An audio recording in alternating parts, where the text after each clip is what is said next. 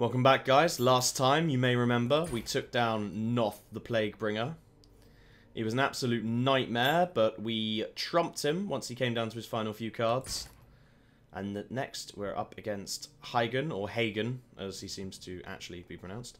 The Unclean, who was quite famous in Naxxramas for the safety dance, in which there was a phase where you had to basically move around a room, and there were certain safe zones. There were 4 different zones of the room, and you had to just basically follow a pattern to stay in the safe zones. You had to dance around the room. It was pretty simple, yet 9/10 of the raid would fuck it up. So let's see what his hero power is. Eruption. Deal 2 damage to the leftmost enemy minion. So his danger zone is always going to be on the left. So we're going to want to try and keep our low health, high damage cards, such as Leroy, as far away from the left as possible. Let's get to it. Uther versus Heigan the Unclean. You think you're safe here? I will fight with honor. Pretty poor hand. I think we can do without the equality for a little bit. I'm going to keep the hammer, just in case if he throws something cheeky down early, which does have 3 health. Because we've seen a few of them in Nax. I wonder what his ability cards are. That'd be interesting to see.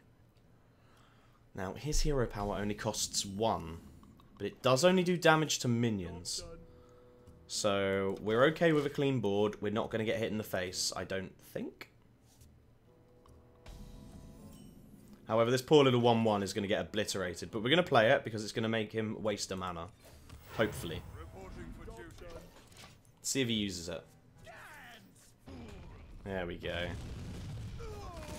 Cheeky reference to his dance as well. Love it.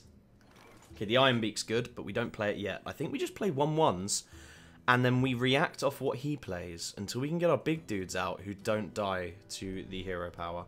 Because this is going to die. This is going to not die, but I need it for the battle cry.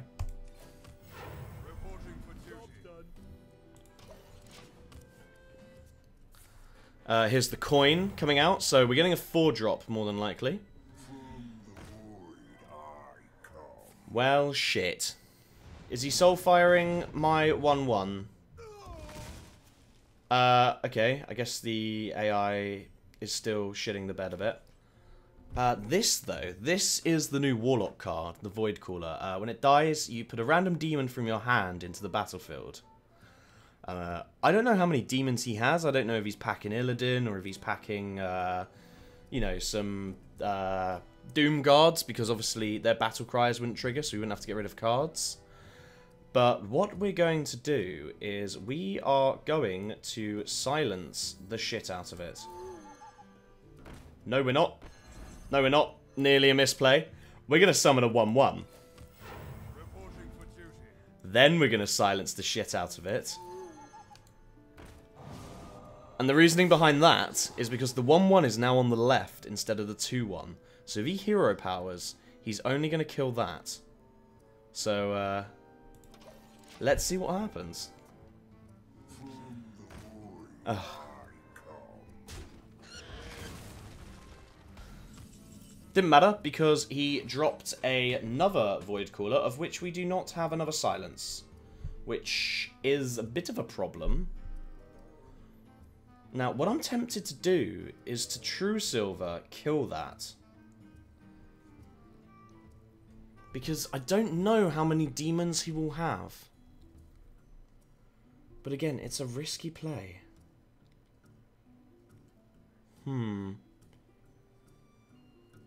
What to do? What to do?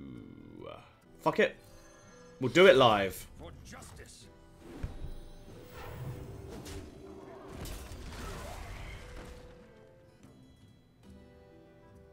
Shit. Okay, this is a huge problem for us. We are definitely going to have to Aldor Peacekeeper that next turn. We done goofed. We really done goofed.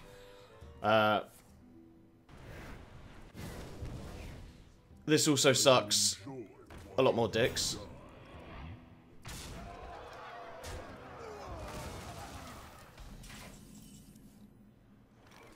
You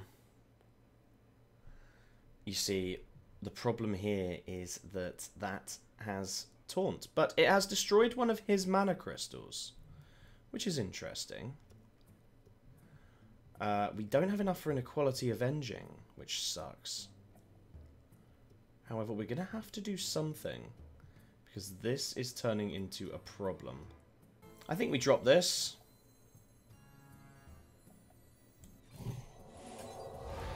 Then I think we hammer time. For justice. And then I think we true silver. Unfortunately, I do think that was the best way out of that. Doesn't look like he has a play, which means either he's got some really bullshit card in there, which is a sort of an ability, which does damage to stuff based on where it is. Probably something crazy like that. Now, we could drop an Avenging Wrath, and it would kill that and do 6 damage. However, I'd rather save that for our second equality. Unfortunately, we can't quite drop Ysera. And I kind of want to save that for something dangerous. We're in a bit of a pickle, lads. I think what I do is I drop this. And then I drop this. Because that's not going to die to the hero power. And it's going to give that taunt, which means that that's going to have to trade with it and die.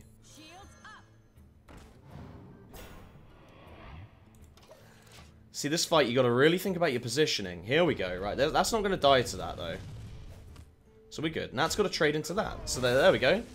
Got a bit of value there. And he's passed again. This is making me a little bit worried about what he actually has. We're going to drop the shit out of this Guardian of Kings. Now we decide if we want this to take damage and keep this alive. I think we do. So we're going to put this on the left so that this doesn't die. And we are going to get back up to 21. See what he has, see what he has. Oh, this is interesting. That's not so interesting. That is also not so interesting. But this is interesting. See, both players draw 2 cards and gain a mana crystal. Now, it's pumped me up to 10, but remember, he lost one earlier, so he's now back where he was. But we are now 1 ahead, which is good news for us. I should probably drop Tyrion, just in case if he has something that does kill minions. It means that Tyrion will at least give me the Ashbringer. Now, unfortunately, my 1-1 does go to the end of the board, and there's no way to play around that. It always goes to the right, so that we can't just basically sacrifice that to that every turn. Oh, nearly ended turn without killing stuff. See, now this is going to be fine against that. That's going to have to attack into that, which will kill it. Unless if he has something else, like a ping.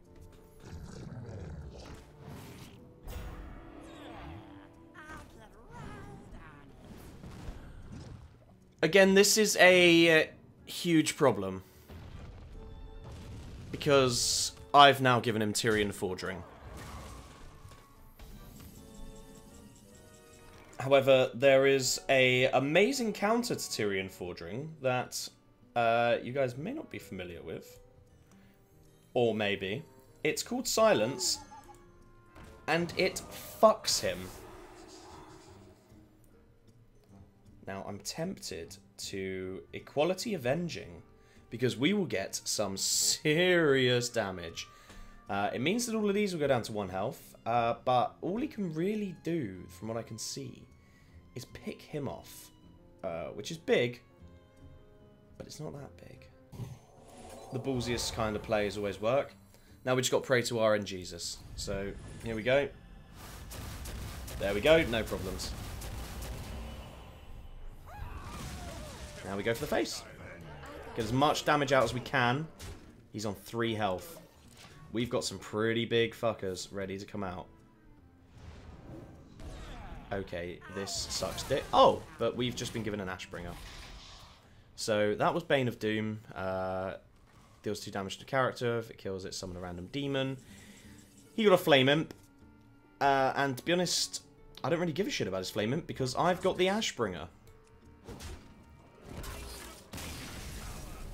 So there we go, guys. Heigan the Unclean is down. And we didn't even break a sweat. Always good to know. Okay, so now we unlocked the Unstable Ghoul, which was quite heavily used in the last game against Noth. So it's the Taunt Death Rattle, deal 1 damage to all minions, which is awesome for dealing with Zoo. I will be looking forward to using that. Cheers for watching, guys. Next time, we're going to take on the second wing end boss of the Plague Quarter, Loatheb. Just being nearby Loatheb causes your flesh to rot. So I recommend a melee class.